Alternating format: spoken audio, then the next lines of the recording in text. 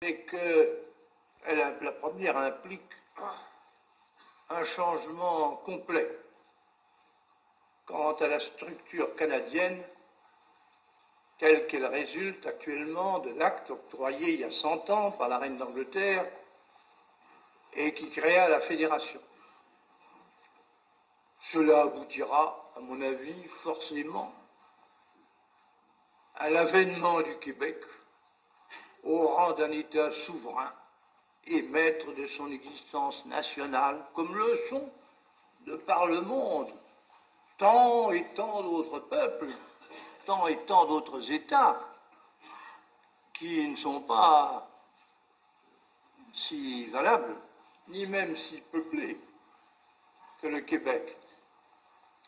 Bien entendu, cet État du Québec aura librement et en égal à régler avec le reste du Canada les modalités de leur coopération pour maîtriser et pour exploiter une nature très difficile sur d'immenses étendues et aussi pour faire face à l'envahissement des États-Unis. Mais on ne voit pas comment les choses pourraient aboutir autrement. Et du reste, si tel est leur aboutissement, il va de soi aussi que la France est toute prête, avec un Canada qui prendrait cet aspect, qui prendrait ce caractère, d'entretenir avec son ensemble les meilleures relations possibles. Et la deuxième condition, dont dépend la solution de ce grand problème,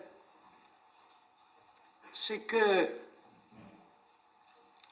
la solidarité de la communauté française de part et d'autre de l'Atlantique s'organise.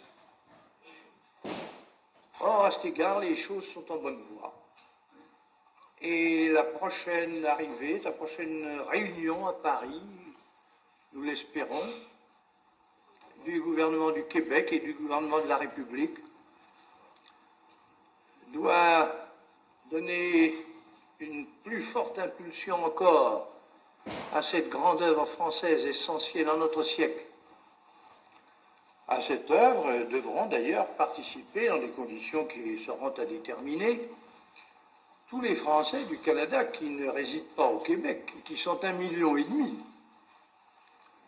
Je pense en particulier à ces 250 000 Acadiens qui sont implantés au Nouveau-Brunswick et qui ont gardé eux aussi à la France, à sa langue, à son âme, une très émouvante fidélité.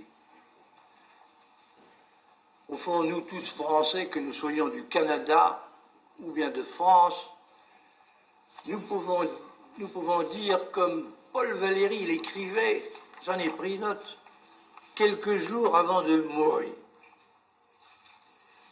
Il ne faut pas, écrivait Paul Valéry, que périsse ce qui s'est fait en tant de siècles de recherche de malheur et de grandeur et qui court de si grands risques dans une époque où domine la loi du plus grand nombre. Le fait qu'il existe un Canada français nous est un réconfort, un élément d'espoir inappréciable. Ce Canada français affirme notre présence sur le continent américain. Il démontre ce que peuvent être notre vitalité, notre endurance, notre valeur de travail. C'est à lui que nous devons transmettre ce que nous avons de plus précieux, notre richesse spirituelle. Malheureusement, trop de Français n'ont sur le Canada que des idées bien vagues et sommaires. Et Paul Valéry concluait, ici s'intégrerait trop facilement une critique de notre enseignement. Ah, qu'est-ce qu'il aurait dit de notre prêtre s'il avait vécu assez pour lire tout ce que tant et tant de nos journaux ont publié à l'occasion de la visite que le général de Gaulle a faite aux Français du Canada.